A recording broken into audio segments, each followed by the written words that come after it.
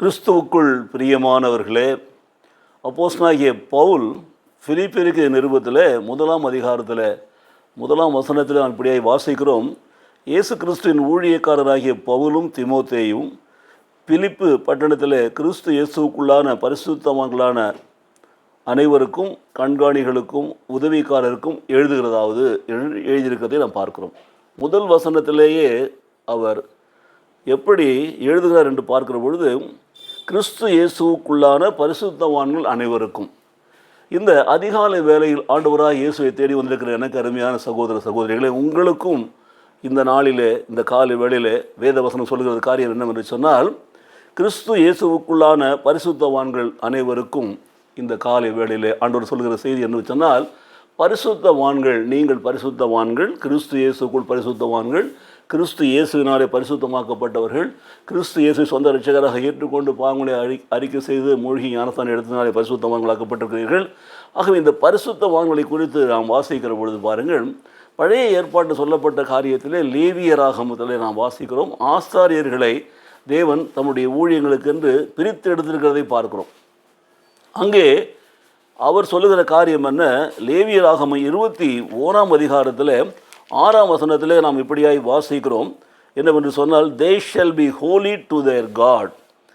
தங்கள் தேவனுடைய நாமத்தை பரிசுத்த குலைச்சலாக்காமல் அவருக்கேற்ற பரிசுத்தமாக இருப்பார்களாக. பழைய ஏற்பாட்டிலே ஆசாரியர்களுக்கும் லேவியர்களுக்கும் கொடுக்கப்பட்ட அந்த காரியத்தை தான் புதிய ஏற்பாட்டில் நாம் வாசிக்கிறோம். இயேசு கிறிஸ்து சொந்த இரட்சகராக ஏற்றுக்கொண்டு நம்முடைய பாவங்களை அறிக்கை செய்து நாம் சுத்திகரிக்கப்பட்டு ரட்சிக்கப்பட்ட பிற்பாடு நம்மை குறித்து அப்போஸ்தலனாகிய பேதுரு எழுதுகிறார் பாருங்க, நீங்களோ உங்களை அந்தகாரத்தினின்று தம்முடைய ஆச்சரியமான ஒளிக்கு வரவழைத்தவருடைய புண்ணியங்களை அறிவிப்பதற்காகவும் நீங்கள் தெரிந்து கொள்ளப்பட்ட சந்ததியாக, ராஜரீக ஆசாரிய கூட்டமாக, பரிசுத்த ஜாதியாக, அவருக்கு சொந்தமான ஜனங்களாய் இருக்கிறீர்கள் என்று எழுதுகிறார்.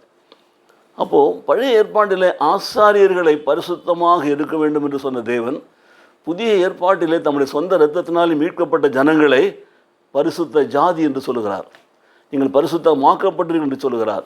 இந்த நாளிலே, இந்த காலை வேளையிலே ஆண்டவராய் இயேசு கிறிஸ்துவின் இரத்தத்தினாலே கழுவப்பட்டு மீட்கப்பட்ட நாம் அனைவரும் பரிசுத்தவான்கள் என்பதை நாம் மறந்துவிடக்கூடாது. ஆனால் இந்த பரிசுத்தம் என்ற அந்த வார்த்தையை நாம் பார்க்கிற பொழுது, வேத வார்த்தையின்படியாக they shall be holy to their God என்று பார்க்கிறோம். அந்த ஹோலி என்ற அந்த பரிசுத்த வார்த்தை, பரிசுத்தத்தை குறிக்கிற அந்த வார்த்தையானது பிரித்தெடுக்கப்பட்ட ஒரு வாழ்க்கையை குறிக்கிறது பார்க்கிறோம். அப்போது பரிசுத்தவான்கள் என்று சொன்னால், they are separated people, they are separated for God, they are separated from the world for God. ஆகவே பரிசுத்தம் என்க அங்கே வருகிறது பாருங்கள். ஆங்கிலத்தில் நாம் பார்க்கிற பொழுது இந்த வார்த்தையை நான் வாசிக்கிற பொழுது they shall be holy to their God என்று எழுதப்பட்டிருக்கிறது. Such of those people who were being nominated for, designated for doing the ministry of the God, they are made as holy. But whereas in the New Testament, இயேசு கிறிஸ்து தன்னுடைய சொந்த இரத்தத்தினாலே மீட்கப்பட்டு இரத்தம் சிந்தி நம்மை ரட்சித்து கொண்ட அந்த வாழ்க்கையிலே நாம் எல்லாம் தெரிந்து கொள்ளப்பட்ட ஜனமாக, ராஜரீக கூட்டமாக, பரிசுத்தவான்களாக நாம் தெரிந்து கொள்ளப்பட்டிருக்கிறோம். ஆக நாமும் பிரித்தெடுக்கப்பட்டோம் என்பதை மறந்துவிடக்கூடாது. இந்த வார்த்தையை குறித்து கிரேக்கத்தில் வாசிக்கிற பொழுது ஹாகியோஸ் என்ற வார்த்தையை பயன்படுத்துகிறார்கள்.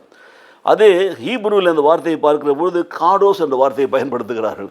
இந்த ஹாகியோஸ் என்ற வார்த்தையும் காடோஸ் என்ற கிரேக்க வார்த்தையும் ஹீப்ரு வார்த்தையும் யூஸ்வலி ட்ரீட்டட் அஸ் ஹோலி என்று அழைக்கப்படுகிறது. ஆகவே நாமெல்லாம் ஆண்டவராகிய இயேசு கிறிஸ்துனுடைய இரத்தத்தினாலே மீட்கப்பட்டவர்களாக இருக்கிறபடினாலே பரிசுத்தவான்களாக்கப்பட்டிருக்கும் என்பதை மறந்துவிடாமல், பரிசுத்தமாக்கப்பட்ட அந்த வாழ்க்கை, பிரித்தெடுக்கப்பட்ட வாழ்க்கை என்பதை உணர்ந்தவர்களாக, நாம் தேவனுக்காக பிரித்தெடுக்கப்பட்டிருக்கோம் என்பதை உணர்ந்து ஒவ்வொரு நாளும் நம்முடைய சொல்லிலும் செயலிலும் நடத்தையிலும் நாம் கிறிஸ்துவுக்கு சாட்சிகளாய் வாழ வேண்டும். ஏனென்றால் நாம் எல்லாம் கிறிஸ்துவுக்குள்ளான பரிசுத்தவான்கள். அப்படி தான் அப்போஸ்தலனாகிய பவுல் அட்ரஸ் பண்ணுறாரு பாருங்கள், தன்னுடைய நிருபத்தில் பாருங்கள். ஆகவே இயேசு கிறிஸ்துவனுடைய ஊழியக்காரராகிய பவுலும் தீமோத்தேயும் பிலிப்பி பட்டணத்தில் உள்ள கிறிஸ்து இயேசுக்குண்டான பரிசுத்தவான்கள் அனைவருக்கும் என்று எழுதுகிறார். ஆகவே நாம் எல்லாம் பரிசுத்தவான்கள் என்பதை உணர்ந்தவர்களாக ஒவ்வொரு நாளும் நம்முடைய சொல்லிலும் செயலிலும் நம்முடைய எல்லா நடத்தையிலும் இயேசு கிறிஸ்துவுக்கு ஏற்ற பரிசுத்தவான்களாக பிரித்தெடுக்கப்பட்ட மக்களாக நாம் வாழ்கிற பொழுது கர்த்தர் நம்மை ஆசீர்வதிக்கவே ஆசீர்வதித்து பெருகவே பெருக பண்ணுவார். இந்த பூமியிலே நாம் ஆசீர்வதிக்கப்பட்ட ஜனமாக இருப்போம். ஜெபிப்போமா? நேசிக்கிற நல்ல பிதாவே, நம்முடைய அன்பிற்கான வார்த்தைகளுக்காக நன்றி செலுத்துகிறோம் சுவாமி. நாங்கள் உமக்கென்று பிரித்தெடுக்கப்பட்டவர்கள், நாங்கள் பிரித்தெடுக்கப்பட்டோம் என்பதற்கான அடையாளம் பரிசுத்தம் என்பதை உணர்ந்தவர்களாக என்றென்றும் நாங்கள் பரிசுத்தமாய் வாழ எங்களை அர்ப்பணித்து நாங்கள் ஜெபிக்கிறோம் சுவாமி. இயேசு கிறிஸ்து நாமத்திலே பிதாவே, ஆமேன், ஆமேன்.